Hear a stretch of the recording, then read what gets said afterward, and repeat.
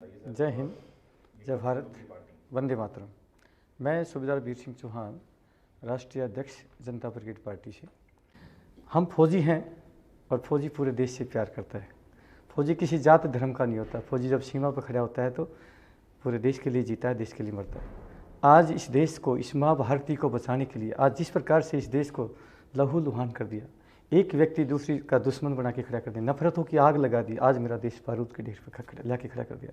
कहीं न कहीं सैनिकों की आत्माएं रो रही हैं, पीड़ित हैं अंदर से, क्योंकि हमने पूरी जवानी देश के नाम। हमें यकीन है साहब कि इस देश का एक एक बच्चा जो सैनिकों से प्यार करता है, इस माटी से प्यार करता है, वो ज़रूर इन सैनिक पार्टी, जनता ब्रिगेड पार्टी से जुड़ेगा। और मैं सभी को आह्वान करता हूँ, जिनको लगता है कि आपके साथ धोखा हुआ है, आप आएँ मिल करके इस दिल्ली को बचाना है सबसे पहले, और उसके बाद पूरा देश आपकी राहें देख रहा है। जब जब देश के ऊपर कोई आपदा आती है, भूकंप हो, बाढ़ हो, दंगा हो, आग लग जाए या कोई अन्य आतंकवादी घटना हो जाती है, और जहाँ पर सरकार की सारी मशीनरी, सारे विभाग फेल हो जाते हैं, तो अंतिम विकल्प सेना बचती है। जबकि राजनीति एक सेवा का प्लेटफार्म है, और इन्होंने क्या बना दिया इसको व्यापार का एक प्लेटफार्म बना दिया। पैसा कमाने आते हैं, जबकि ये सेवा का प्लेटफार्म है।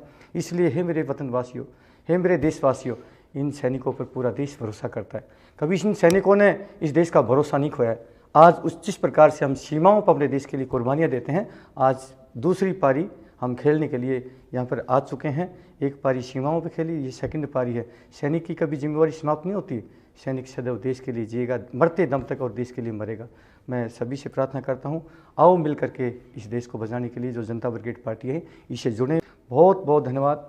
जय हिंद, जय भारत, वंदे मातरम। इसमें यही कहना चाहूँगा, मैं सूबेदार वीर सिंह चौहान की बात को आगे बढ़ना चाहूँगा। परिवर्तन प्रकृति का नियम है, और उस प्रकृति परमात्मा ने उस परिवर्तन का माध्यम हमें बनाया गया है। हमें ये कर्तव्य दिया गया है, ये ड्यूटी दी गई है कि आप इसको निभाओगे, करोगे, इसकी भूमिका मरोगे। तो हमने एक निमित्त मात्र बन के आगे बढ़ना है, और जितनी भी देशद्रोही ताकतें हैं उनको समझाना है या सबक सिखाना है। जैसे भी उनकी भाषा में हम समझेंगे उनको वैसे समझाना है। लेकिन देश की रक्षा के लिए के हितों को रखकर उसको राजनीति नहीं करने देंगे। देश जिस दौर से गुजर रहा है, ये बहुत चिंता का विषय है। कुछ राष्ट्रवादी देश प्रेमी बंधु जो बुद्धिजीवी हैं वो चिंतित कर रहे हैं कि आखिर राष्ट्रीय रक्षा कैसे की जाए। देश में राजनीति के नाम पर दीन ईमान सब कुछ बिक चुका है। देश को बनाने के लिए अनेक लोगों ने अपने जीवन की आहुति दी गई है। जो देश प्रेमी हैं, जो जन प्रेमी हैं, जो जुड़ना चाहे से जनता ब्रिगेड पार्टी से जुड़िए। हम राजेंद्र नगर उपचुनाव से फाइट कर रहे हैं अन्याय के खिलाफ, अत्याचारियों के खिलाफ, अत्याचारियों के खिलाफ, देशद्रोहियों के खिलाफ। तो इस उपचुनाव में, बाई इलेक्शन में हमारा सहयोग करिए। ऐसे मैं योगेंद्र सिंह योगी मातुर के से आप निवेदन करता हूँ, प्रार्थना करता हूँ। जय हिंद, जय भारत, सर्वप्रथम राष्ट्र धर्म वंदे मातरम, वंदे मातरम। ये बात बता रहे हैं, ये बातें हमारी मीडिया वो पहुँचनी चाहिए। बस ये इतना ही बोलना चाहते हैं हम। ना जी, वो लोकपाल की बात थी, भ्रष्टाचार की बात थी, लेकिन जब तो इसने बोल दिया कि वो हम भ्रष्टाचार खत्म कर दें, लोकपाल लगा दें, मगर किया किसने। आने वाली पीढ़ी को जब तक अपनी संस्कृति का पता नहीं होगा, सांस्कृतिक विरासतों का नहीं पता होगा, तो कुछ भी नहीं कर पाएगी।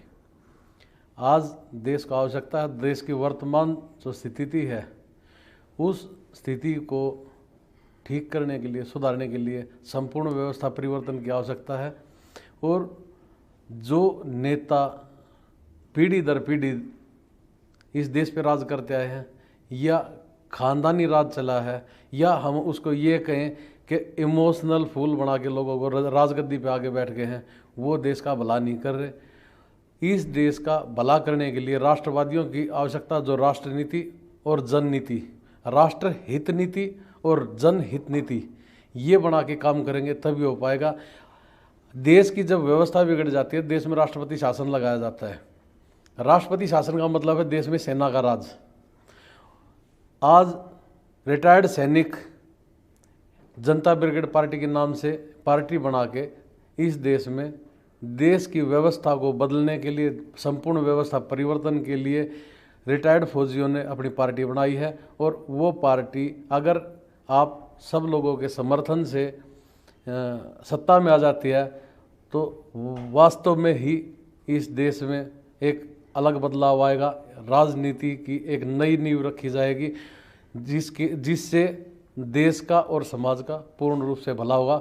मैं इस वीडियो के माध्यम से सारे देश की जनता से निवेदन करता हूं कि वो इस पार्टी का साथ दें, इस पार्टी को देश में व्यापक रूप से फैलाने में मदद करें, ताकि ये पार्टी आप सभी के देश के अंतिम गरीब व्यक्ति, अंतिम निर्धन व्यक्ति के हित में कार्य कर सके।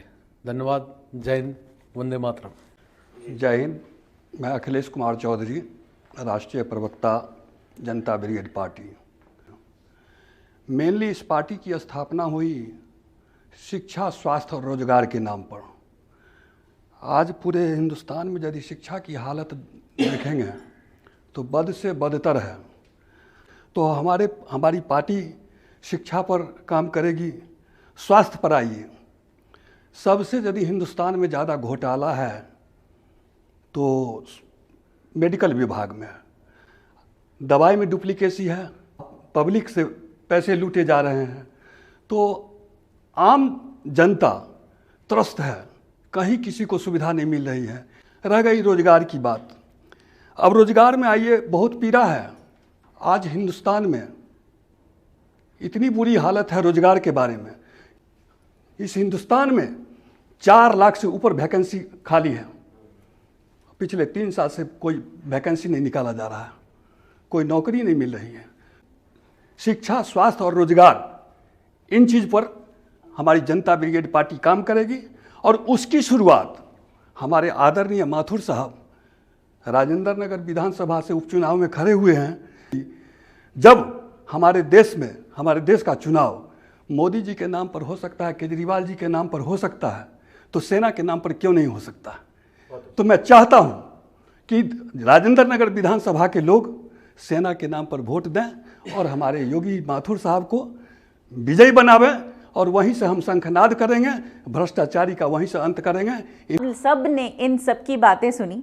मुझे इन सब से सिर्फ एक ही निचोड़ समझ में आया कि जब हम सब एकता में रहेंगे तब सब कुछ संभव है। और जैसे मेरा नाम है एकता, तो ये विविधता है और उसमें मैं एकता। नमस्ते और आगे बढ़िए। 90 तोले शब्दों में बहुत अच्छी बात है। गागर में सागर में